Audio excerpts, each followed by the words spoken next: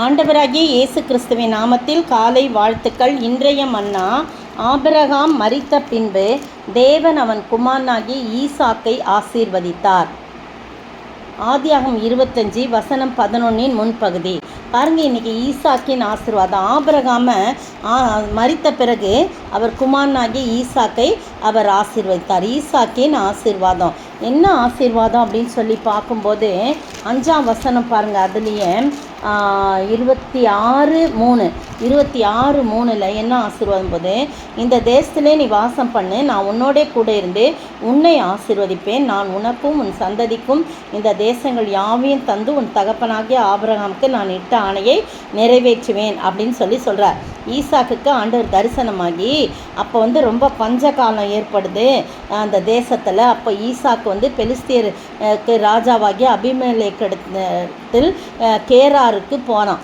அப்போ கர்த்தர் அவனுக்கு தரிசனமாகி, நீ எங்கேயும் போவேனா, எகிப்துக்கு போகாமல் நான் உனக்கு சொல்லும் தேசத்திலே குடியிரு, அந்த தேசத்திலே வாசம் பண்ணு, நான் உன் கூட இருப்பேன்ற ஆசீர்வாதம், உன் சந்ததி ஆசீர்வாதம், உனக்கும் உன் சந்ததிக்கும் இந்த தேசங்கள் யாவையும் தருவேன் அப்படின்னு சொல்லி சந்ததிக்கு ஒரு ஆசீர்வாதத்தை கொடுக்குறாரு.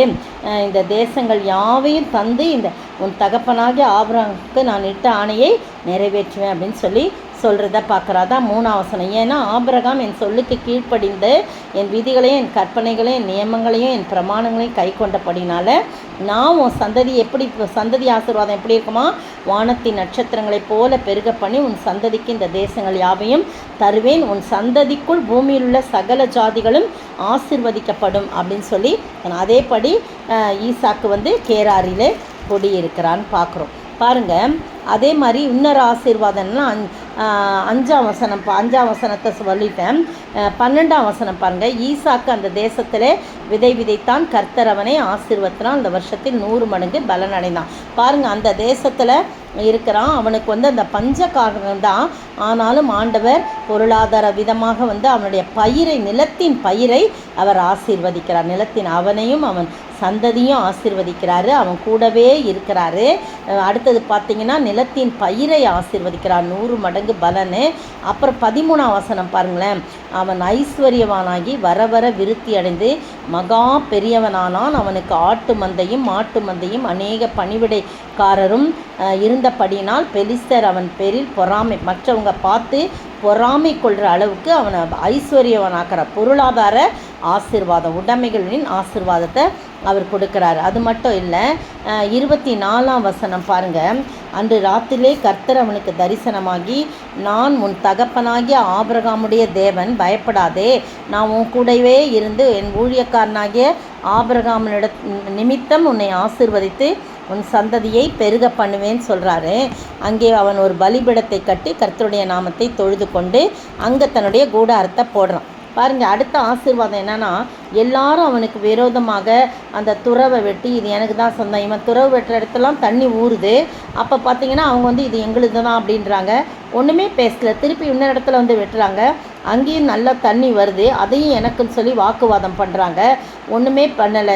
ஈசாக்கு அமைதலாக அவங்க மேய்ப்பர்கிட்ட சொல்லிட்டாங்க, வாக்குவாதம்லாம் வேண்டாம், நம்ம போகலான்னு சொல்லிட்டு இன்னொரு இடத்துல இப்படி 3 இடத்துல அவங்க பண்ணுறாங்க. அப்புறம் அன்றைக்கி ராத்திரி ஆண்டவர் தரிசனமாகி, நீ பயப்படாத, நான் உன் கூடவே இருக்கிறேன், அவங்கெல்லாம் உனக்கு விரோதமாக வந்தால் கூட நான் உன் கூட இருக்கிறேன், உன்னை பெருக பண்ணுவேன், உன்னை ஆசீர்வதிப்பேன்னு சொல்லி திரும்ப இன்னொரு ஆசீர்வாதத்தை கொடுக்கறத பார்க்கணும். 29ஆம் வசனம் பாருங்கள்.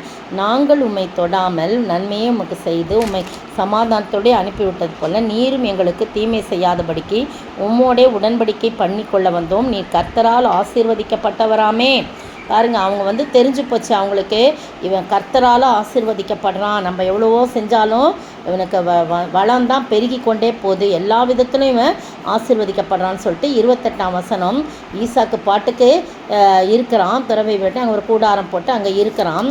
அதற்கு அவர்கள் நிச்சயமாகவே அவங்க வராங்க. அவங்கள பகைத்தவர்கள் யார் வரா? அபிமெலேக்கும் அவன் சிநேகிதனாகிய அகுசாத்தும் அவன் சேனாதிபதியாகிய பிக்கோலும் கேராரிலிருந்து அவனிடத்துக்கு வந்தபோது அவன் கேட்குறான், ஈசாக்கு, ஏன் என்கிட்ட வந்தீங்க?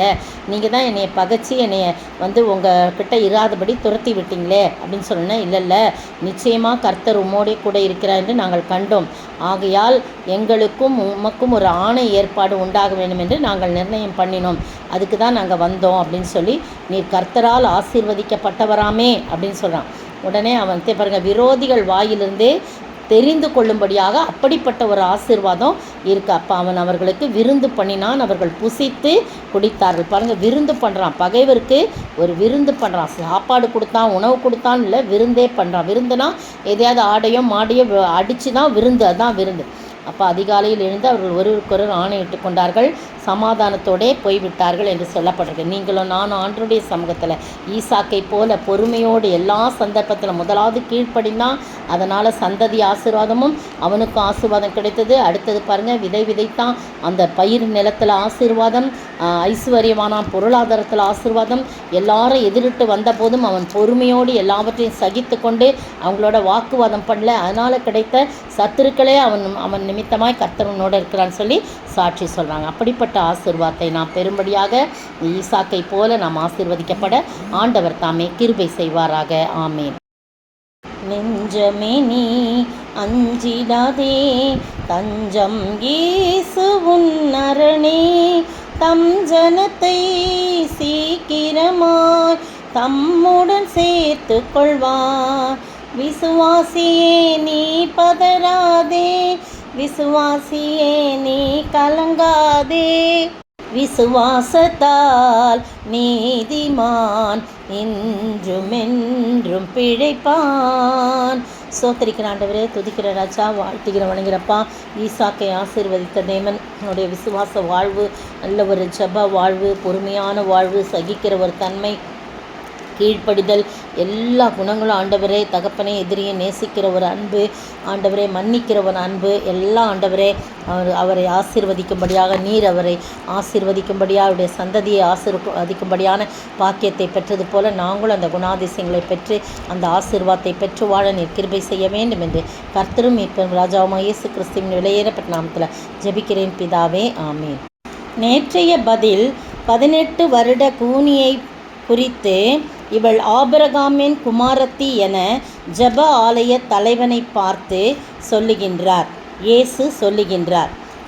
18 வருட கூனியை குறித்து இவள் ஆபிரகாமின் குமாரத்தி என்று ஜெப ஆலய தலைவனிடம் இயேசு கூறுகின்றார்.